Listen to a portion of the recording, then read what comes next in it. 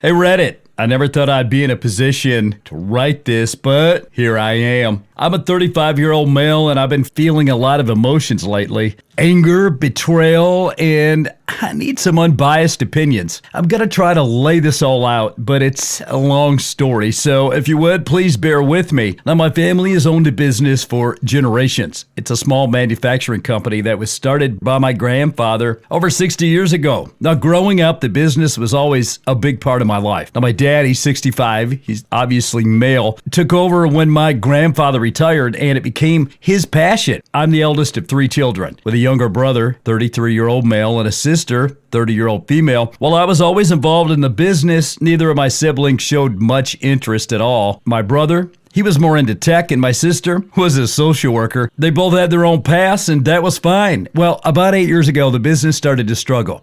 My dad wasn't keeping up with the times, and the company began to lose money and fast. He was resistant to change, refusing to upgrade the machinery, adopt modern marketing strategies, or even explore new product lines. Now, I was working elsewhere at the time, but it was heartbreaking to watch something that had been such a big part of our family just start to crumble.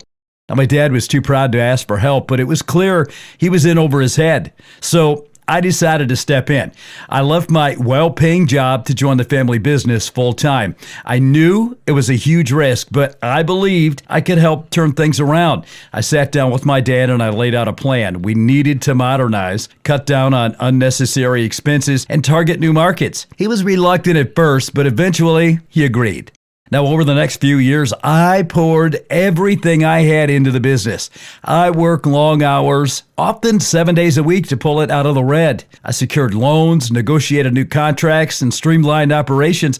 I even put in my own savings, nearly everything I had, into the company to try to keep it afloat. It was a slow process, but we started to see some improvement. Then, within a few years, we were back into black, and the future was looking brighter. I was proud of what we'd accomplished, and I felt like I had finally earned my father's respect. Now, my siblings were still largely uninvolved, which I didn't mind. I wasn't doing it for them. I was doing it for the family legacy and because I believed in what we could achieve. Now, things took a turn about 2 years ago when my dad decided he wanted to retire. I was more than ready to take over. I'd been running the day-to-day operations for years by then, and I felt I was a natural choice. However, my dad had other ideas. He called a family meeting where he announced that he was dividing ownership of the company equally between the 3 of us, me, my brother, and my sister. I was shocked. My siblings had shown no interest in the business, contributed nothing to its revival, and had no understanding of how it operated.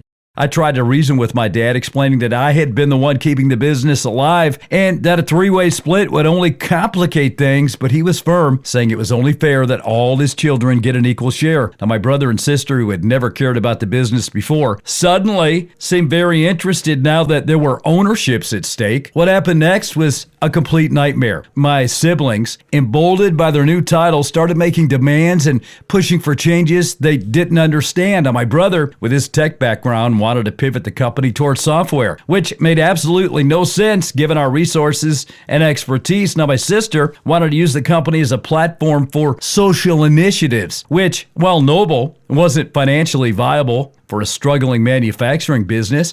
They started overruling my decisions, leveraging their own ownership status to push through their ill-conceived ideas. Now, I tried to make them see reason, explaining how the business worked and why their ideas were not feasible, but they wouldn't listen. They accused me of being controlling and refusing to adapt to new times. Now, my dad, now officially retired, stayed out of the conflict, saying it was up to us to work things out. Now, I felt like I was losing control over everything I'd worked so hard to build. Now, things came to a head when my siblings decided they wanted to take out a massive loan to fund their new direction for the company. I was vehemently against it. We had just managed to get back on stable footing, and taking on more debt would be catastrophic. They ignored my concerns and went behind my back to get my father's approval to use the company's assets as collateral. I was outvoted, and when the loan went through, predictably, their plans failed spectacularly. The new direction they were pushing for was a complete disaster. We lost several key clients, incurred massive debts, and morale among the employees plummeted. I tried to salvage what I could, but it was like watching a train wreck in slow motion. Every time I tried to implement damage control, my siblings would interfere, convinced they knew better. Finally, I couldn't take it anymore. I decided to leave the company. It was one of the hardest decisions I'd ever made, but I couldn't stand by and watch them destroy everything I had worked so hard to save. I told my dad I was stepping down, and he was visibly upset, but I think he realized there was nothing more I could do. My brother and sister seemed almost relieved, eager to have free reign without my meddling. I walked away with nothing. All the money I'd put into the business was gone, and I had no stake left in the company. I'd given up years of my life, a secure career, and my savings to save the family business, only to be pushed out by my own family. I felt betrayed. I felt hurt and completely disillusioned. That was a year ago. Since then, I've been trying to rebuild my life. Now, I managed to get a job in my old field, and while it's been tough starting over, I've been managing. I've had little contact with my family since then, except for the occasional update from my dad, who still tries to keep the peace. And here's where things get interesting. The business, under my siblings' leadership, has been floundering. The massive debt they took on, combined with the poor management decisions, has driven the company to the brink of bankruptcy.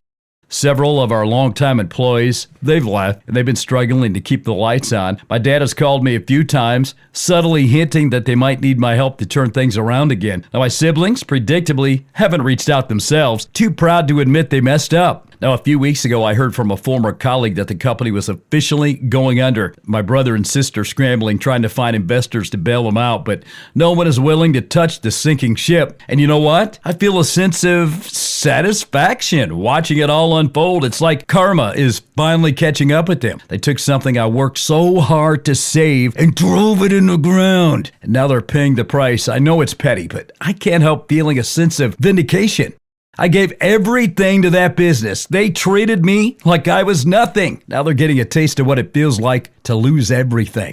Now, my dad has been calling me more frequently, asking if there's any way I can find it in my heart to help them, but I've been ignoring his calls. Part of me wants to swoop in and save the day to prove to everyone that I was right all along, but another part of me wants to let them drown in the mess they've created. My friends are divided on the issue now. Some say I should walk away and let them deal with the consequences of their actions. Others think I should step in, not for them, but for the legacy of the business and the employees who might lose their jobs. Now, I'm torn. I don't want to be the kind of person who takes pleasure in someone else's misfortune, especially when it's my own family. But at the same time, I can't ignore the fact that they betrayed me. They pushed me out, and now they want my help. I've been thinking a lot about what to do next. Part of me wants to reach out to the employees who are still there and see if there's any way to help them without getting directly involved with my siblings again. But I don't know if that's even possible at this point. The other part of me just wants to let it all burn, to let my siblings see what it's like to fail and live with the consequences of their actions.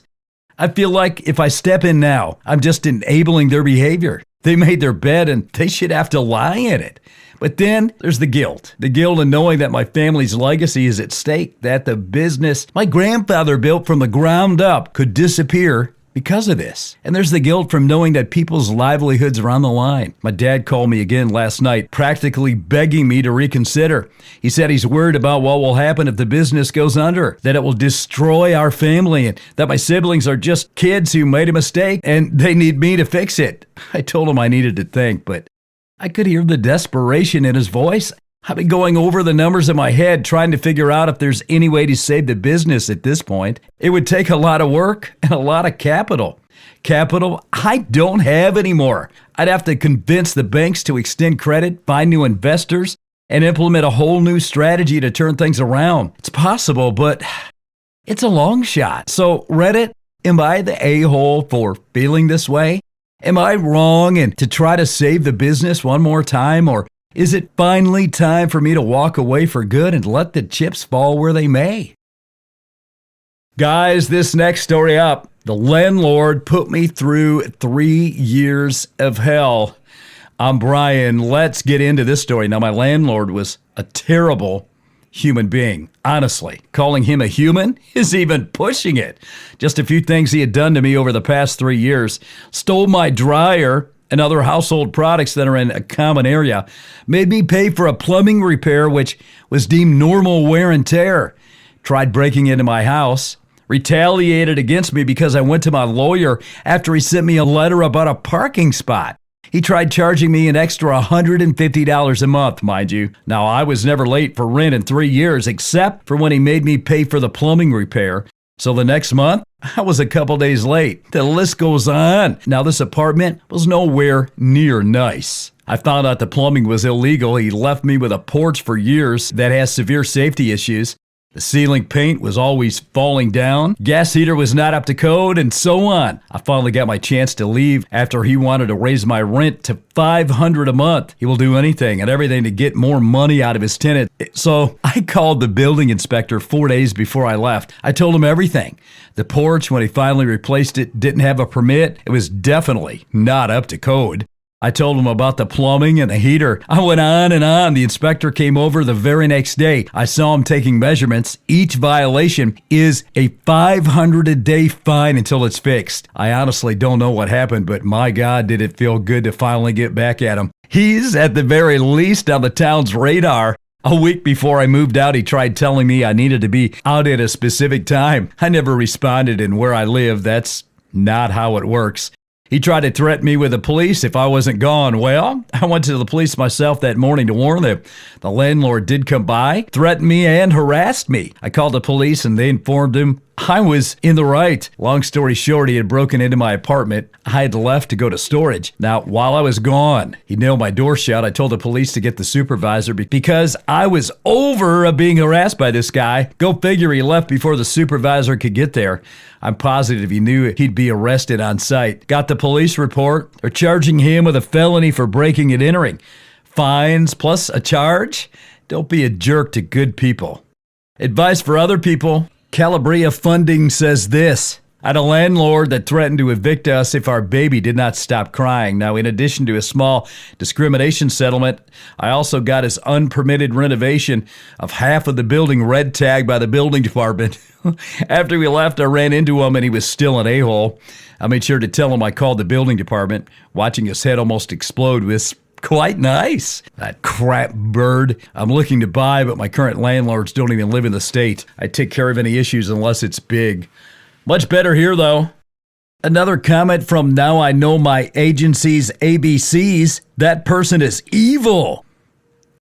Happy Goth Kitty says there's a reason most landlords are called scumlords. Extravagant Beetle says, as someone who has lived in crappy condos with bad soundproofing, I do wish there were more rules about babies and kids in apartments. I realize it's often totally out of the parents' control, but it's incredibly annoying when someone new moves in and you're stuck listening to their baby crying. Apprehensive Yak 4627 says maybe there should be more rules about soundproofing instead. Paladin Arano says this is something that I cannot agree with enough.